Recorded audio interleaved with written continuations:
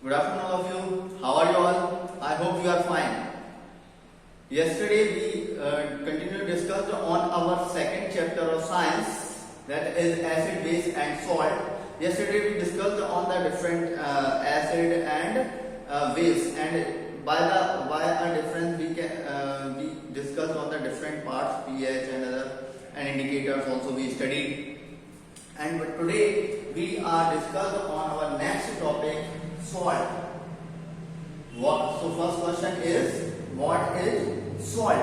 Salt जो होते हैं एसिड बेस, जब दोनों रिएक्ट करते हैं तो एक नया प्रोडक्ट फॉर्म होता है, वो होता है क्या? Salt. So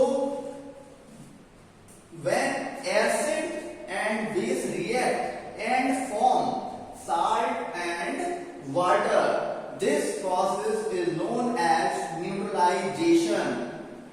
When acid and reactor both are react and form salt, another product which is neutral in nature, probably this process is known as neutralization.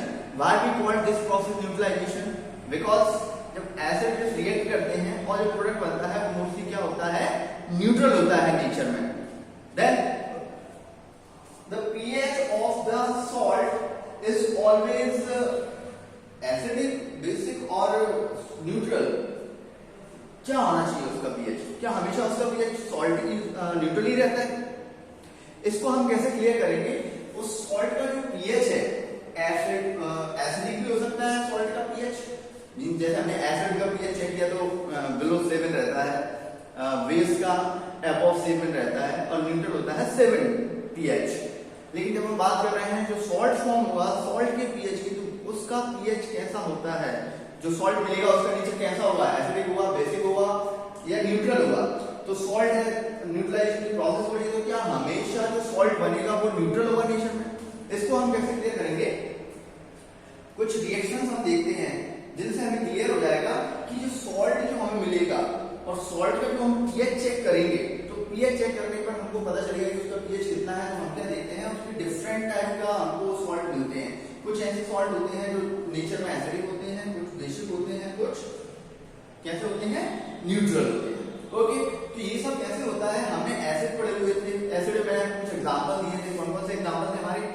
HCl, H2SO4, H2CO3, कार्बनिक acid, phosphoric acid, H2PO4. ये सभी हमने क्या देखे हुए थे? कुछ acids के एग्जांपल लिए हुए थे. उसके अगेंस्ट हमने कुछ सॉल्ट के बेस के भी सॉरी एग्जांपल लिए हुए थे. कौन कौन से थे? Sodium hydroxide, NaOH, KOH potassium hydroxide, magnesium hydroxide, calcium hydroxide. Different हमने क्या देखे हुए थे? हमने वहां पर बेस भी देखे हुए थे. ओके, देन ये कैसे कंफर्म हुआ? उनमें से जो एसिड्स थे और जो बेस थे, हमने जो एग्जांपल लिए थे, उनमें से कुछ एसिड्स क्या होते हैं? नेचर में स्ट्रांग होते हैं. इट स्ट्रांग मींस वो ज्यादा हाइड्रोजन आयंस रिलीज करते हैं. कंसंट्रेशन, हाइड्रोजन की कंसंट्रेशन बहुत जल्दी और ज्यादा कंसंट्रेशन बढ़ाते हैं, है ना? तो वो होते हैं स्ट्रांग एसिड. और जो कम हाइड्रोजन आयंस की कंसंट्रेशन को बढ़ाते हैं वो वीक एसिड. सेम बेस का होता है कॉन्सेप्ट. ऐसे बेस जो लार्ज नंबर में हाइड्रोक्साइड आयंस को रिलीज करते हैं और बहुत जल्दी हाइड्रोजन आयंस को रिलीज करते हैं, वो भी हमारे स्ट्रांग बेस होते हैं. और जो कम हाइड्रोक्साइड आयंस को और थोड़ी सी स्लो प्रोसेस से करते हैं, उनको हम क्या बोलते हैं? हमारे weak base. When strong acid and weak base, strong acid and weak base react and form a salt, the nature of this salt is acidic. Okay, so we take an example of this reaction, strong acid. We take HCl. HCl is a strong acid. H2SO4 strong acid, है ना? So तीन condition देखेंगे हम. जब strong acid react करता है किससे? Weak base से, तो हमें कैसा मिलेगा? जब strong acid HCl weak base magnesium hydroxide से रिएक्शन करता है तो एक सॉल्ट फॉर्म करता है, MgCl2, magnesium chloride and water.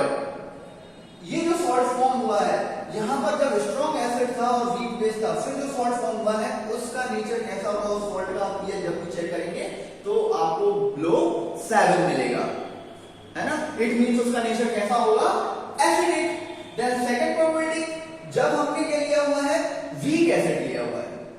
WA means weak acid लिया हुआ है। जब वीक एसिड की स्ट्रॉन्ग बेस से, यहां पर वीक बेस है, यहां पर स्ट्रॉन्ग बेस है, अपोजिट हो गया यहां पर, है ना। वीक एसिड स्ट्रॉन्ग बेस से जब रिएक्शन करता है, फिर जो फॉर्म होगा, स्ट्रॉन्ग बेस से जो रिएक्शन हुई थी वीक एसिड की, फिर जो सॉल्ट फॉर्म होगा वो नेचर में कैसा होगा, बेसिक।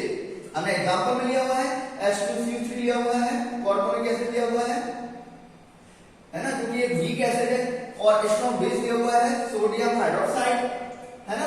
जब दोनों की रिएक्शन होती है तो ये क्या बनाते हैं, सोडियम कार्बोनेट, जो कि एक सॉल्ट है, और इसका नेचर अगर हम इसका पीएच पता करते हैं तो कैसा होगा, इसका पीएच कैसा आएगा, अबव 7 आएगा। इट मींस नेचर में कैसा होगा, ये बेसिक। और कुछ वाटर मॉलिक्यूल्स बनते हैं।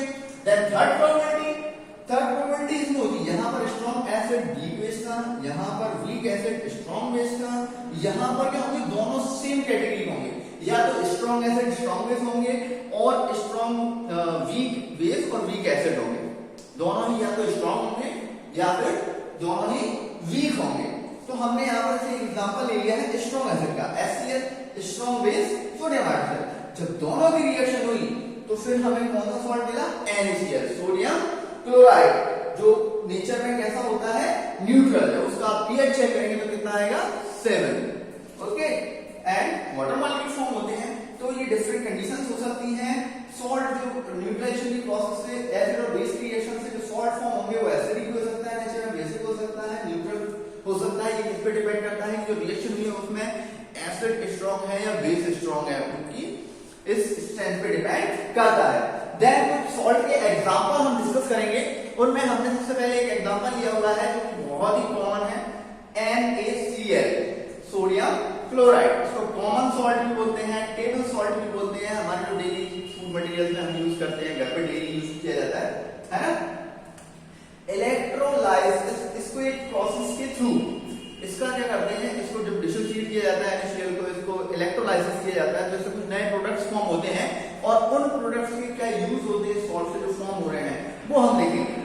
हम इसका करते हैं इलेक्ट्रोलाइसिस ऑफ NaCl सॉल्यूशन।